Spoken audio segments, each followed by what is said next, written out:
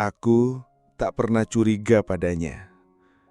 Istriku, Rani, wanita lembut dan penuh kasih, selalu membuatku merasa dicintai. Sampai suatu hari, aku menemukan sebuah rekaman video di laptopnya. Video yang membuat dunia di sekitarku runtuh. Yang menghancurkan bukan hanya tubuhnya yang diserahkan pada pria lain, tapi wajah pria itu. Wajah yang paling aku percaya. Wajah yang selama ini kupanggil sahabat.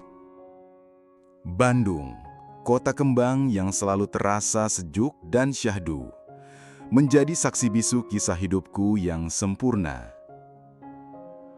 Namaku Reno Wijaya, seorang arsitek senior yang menghabiskan hari-hari dengan merancang mimpi-mimpi orang lain menjadi kenyataan. Aku adalah pria kalem, peka, dan selalu berusaha menjadi suami terbaik bagi Rani Maulida, istriku. Rani seorang guru privat piano. Tangannya yang lentik dan jemarinya yang lincah seringkali menciptakan melodi yang menenangkan, seolah mencerminkan jiwanya yang lembut di permukaan. Kami telah menikah hampir 7 tahun, dan bagi mata dunia, kami adalah pasangan ideal. Rumah kami di perumahan elit Setiabudi selalu dipenuhi tawa dan kehangatan. Setidaknya itulah yang selalu kupercaya. Hubungan kami di mata orang lain adalah harmoni yang tak tergoyahkan. Aku dikenal sebagai suami yang sabar, penuh perhatian, selalu ada untuk Rani dalam suka dan duka. Sementara Rani, dengan senyum manis dan tutur katanya yang halus, adalah personifikasi istri setia yang selalu mendukungku. Kehidupan kami terasa lengkap, nyaris tanpa celah. Namun, di balik tirai kesempurnaan itu, ada sebuah celah yang tak pernah kusadari. Sebuah retakan yang perlahan menggerogoti fondasi kebahagiaan kami. Fajar Nugroho adalah bagian tak terpisahkan dari narasi hidupku. Sahabat karibku sejak bangku kuliah, pria yang selalu ada di sampingku, baik saat merayakan keberhasilan maupun saat terpuruk. Fajar adalah seorang fotografer freelance, seringkali singgah di rumah kami, bahkan menginap jika ada proyek di Bandung. Kehadirannya tak pernah kuanggap aneh, justru terasa melengkapi lingkaran kecil kebahagiaan kami. Ia adalah saudara yang tak sedarah, bagian dari keluarga. Aku merasa kehidupanku sempurna, seolah tak ada yang kurang. Tapi kadang, terlalu sempurna itu mencurigakan. Sebuah bisikan halus yang seringkali kuabaikan, menganggapnya hanya paranoia semata. Malam itu, gerimis tipis membasahi jendela studio kerjaku. Laptopku, yang setia menemaniku merancang berbagai bangunan megah, tiba-tiba mogok. Sebuah masalah kecil yang tak terduga, namun cukup mengganggu. Aku butuh memindahkan beberapa data proyek penting ke laptop lain agar pekerjaanku tidak terhambat. Rani, yang sedang mengajar piano di ruang tamu, menawarkan laptopnya. "Pakai saja, Mas. Data-datamu lebih penting," katanya dengan senyum yang menenangkan. Senyum yang kini terasa seperti topeng. Aku membawa laptopnya ke meja kerjaku, menyambungkan flash disk, dan mulai mencari folder yang tepat untuk menyalin data. Tanganku bergerak lincah di keyboard membuka satu persatu direktori. Lalu, mataku menangkap sebuah folder yang tidak biasa. Namanya samar, hanya deretan angka dan huruf acak. Tersembunyi jauh di dalam direktori video yang jarang sekali kami sentuh. Rasa penasaran yang tipis, nyaris tak kentara, mendorongku untuk mengkliknya. Dunia di sekitarku seolah berhenti berputar. Udara di ruangan itu terasa membeku, dan suara gerimis di luar mendadak lenyap. Layar laptop memancarkan cahaya yang menusuk mataku, menampilkan sebuah adegan yang membuat jantungku mencelos. Beberapa video menampilkan tubuh Rani, istriku, yang selama ini hanya kusentuh dengan penuh cinta dan penghormatan, kini berbalut keintiman dengan seorang pria. Nafas tercekat di tenggorokanku. Awalnya, mataku terpaku pada wajah Rani, pada ekspresi yang tak pernah kulihat sebelumnya, ekspresi yang begitu bebas dan penuh gairah, jauh dari sosok lembut yang kukenal. Namun, kejutan yang sesungguhnya datang saat kamera sedikit bergeser dan wajah pria itu terlihat jelas. Tubuhku seketika melemas, seolah seluruh tulangku mencair. Itu Fajar. Sahabatku. Pria yang selama ini kuberi kepercayaan penuh, yang seringkali kubantu saat kesulitan finansial, yang kuanggap saudara sendiri, kini berada dalam posisi yang tak terbayangkan dengan istriku. Otakku berputar mencoba memproses informasi yang begitu brutal. Ini bukan hanya tentang perselingkuhan, ini adalah pengkhianatan ganda yang menusuk hingga ke ulu hati. Fajar yang selalu duduk di meja makan kami, bercanda, tertawa, dan berbagi cerita, ternyata menyimpan rahasia busuk ini. Aku jatuh terduduk di lantai dingin. Laptop masih menyala di pangkuanku, memutar adegan demi adegan yang menghancurkan.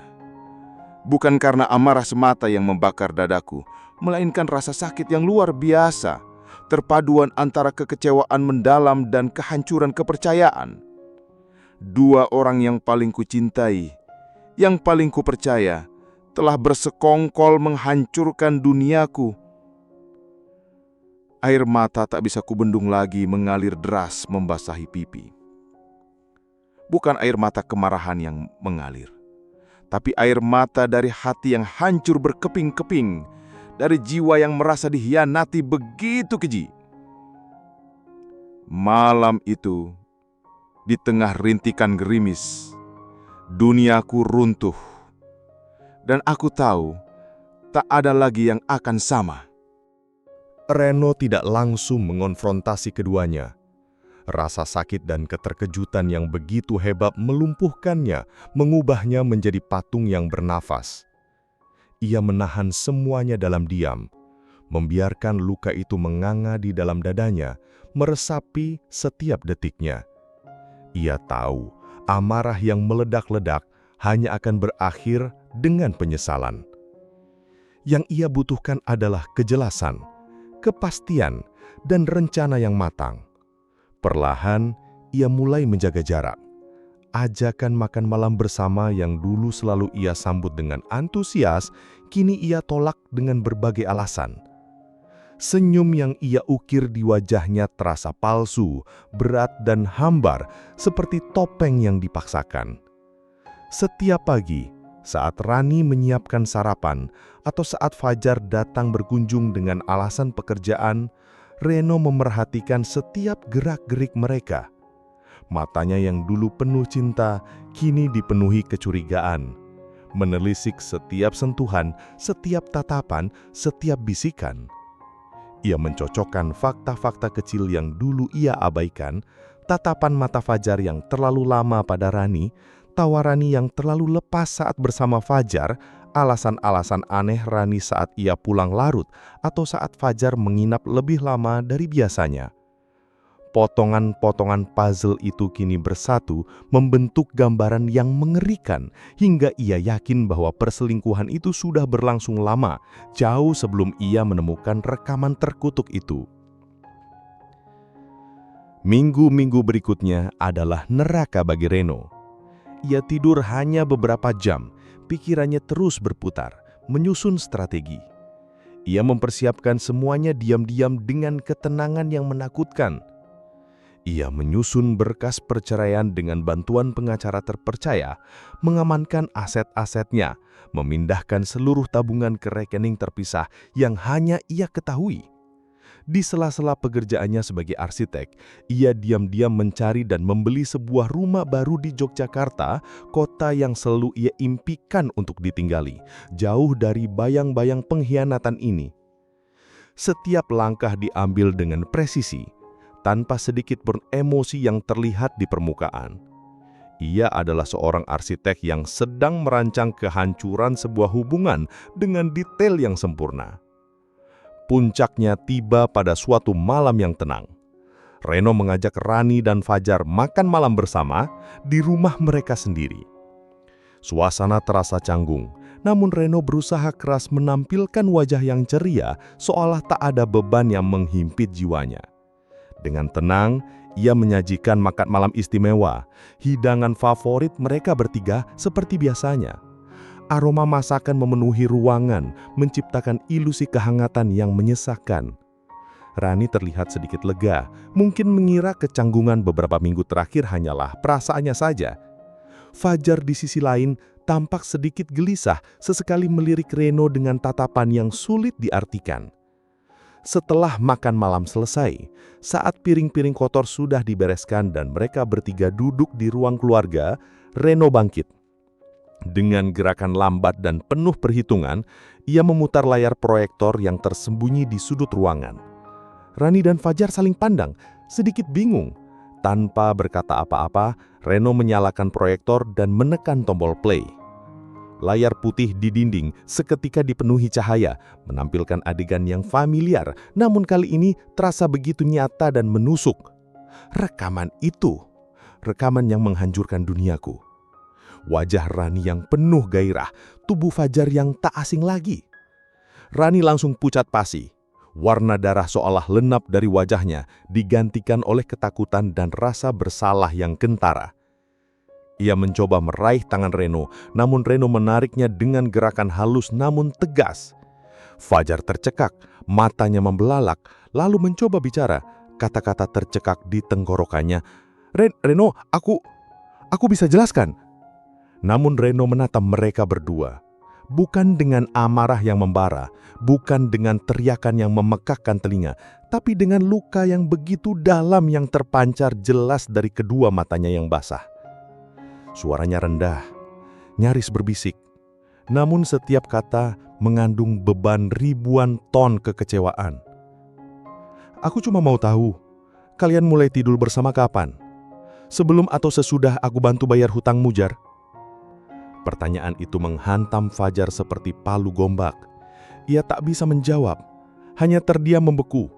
Wajahnya memerah padam karena malu dan rasa bersalah. Rani di sisi lain mulai terisak, air mata mengalir deras membasahi pipinya. Ia mencoba meraih tangan Reno lagi memohon pengampunan. Namun air mata itu tak menyentuh Reno. Hatinya sudah mati rasa, tertutup oleh lapisan es pengkhianatan. Ia hanya menatap mereka, dua orang yang telah mengkhianati kepercayaannya, dengan tatapan kosong, seolah mereka adalah orang asing. Keheningan yang mencekam memenuhi ruangan hanya dipecahkan oleh isak tangis Rani yang pilu. Malam itu, di ruang keluarga yang dulu penuh tawa, kebenaran terungkap dan tak ada lagi yang bisa disembunyikan. Reno tidak menunggu jawaban. Tidak ada lagi yang perlu didengar. Ia meninggalkan rumah itu malam itu juga, membawa serta koper kecil berisi beberapa pakaian dan laptop barunya. Ia tak teriak, tak mengamuk, tak ada adegan dramatis yang biasa terjadi dalam film-film. Ia hanya menuliskan surat pendek dan meletakkannya dengan rapi di meja makan, di samping sisa-sisa makan malam yang tak lagi terasa istimewa. "Terima kasih telah menunjukkan wajah asli kalian. Aku pergi bukan karena kalah, tapi karena aku sadar aku terlalu berharga untuk dikhianati 2 kali." Kata-kata itu, singkat namun menusuk, adalah deklarasi kemerdekaannya. Ia melangkah keluar dari pintu, meninggalkan kenangan pahit di belakangnya menuju kebebasan yang baru. Udara malam Bandung yang sejuk terasa membelai kulitnya, namun hatinya justru terasa lebih ringan, seolah beban bertahun-tahun telah terangkat.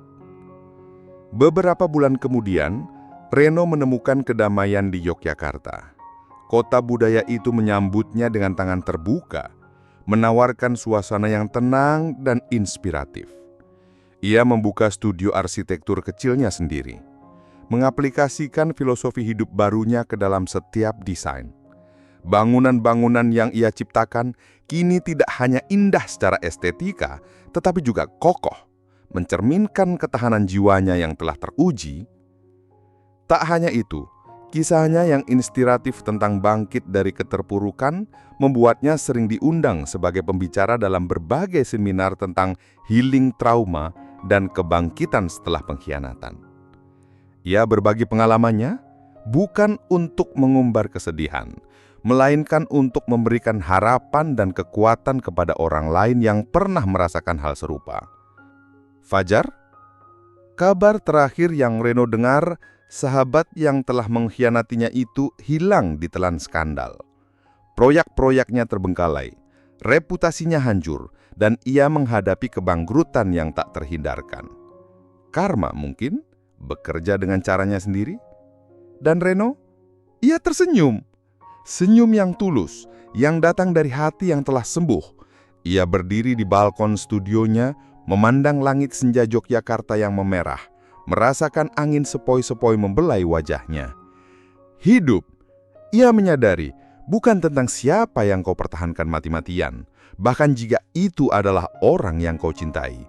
Hidup adalah tentang siapa yang pantas kau perjuangkan, siapa yang layak mendapatkan kepercayaan dan cintamu.